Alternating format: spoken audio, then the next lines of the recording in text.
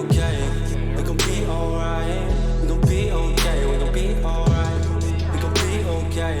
We gon' be alright. We gon' be okay. We gon' be alright. We gon' be okay. We gon' be alright. We gon' be okay. We gon' be alright.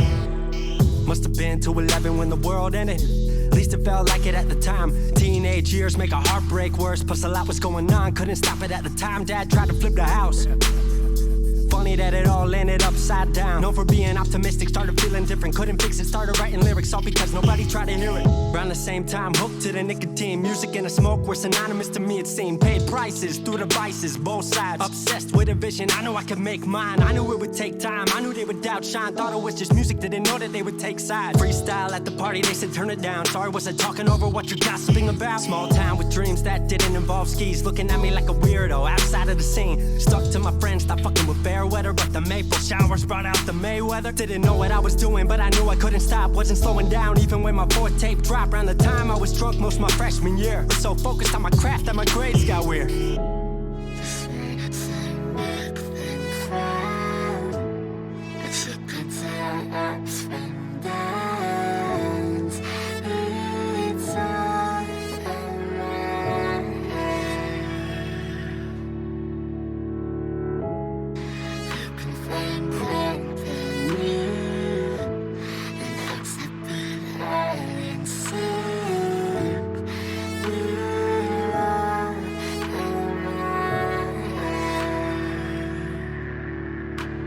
Thought I figured out I just wasn't made for degrees. Went home, then I went back early 14. All my friends had new friends and I lived off campus in a dingy apartment on a twin bed mattress. Sucked, but I kept my grades up for a bit. I would kick it with some homies every now and again, but the Laramie cold was keeping me inside. And I was smoking on the green when I needed to write. Wasn't able to sleep or even write without it. And being alone made my anxiety spike. If I was hanging with the group, I was drinking that night. Couldn't handle being out without a drink in my sight. Was a mess working on the science of feeling tall. If it wasn't for that tape, I wouldn't get up at all. Recording on a mic that was USB. Thankfully I had Craig making all of my beats. Still struggling trying to be heard. Still a joke back home stuck in his work. Drop science to dead silence. I was like, word.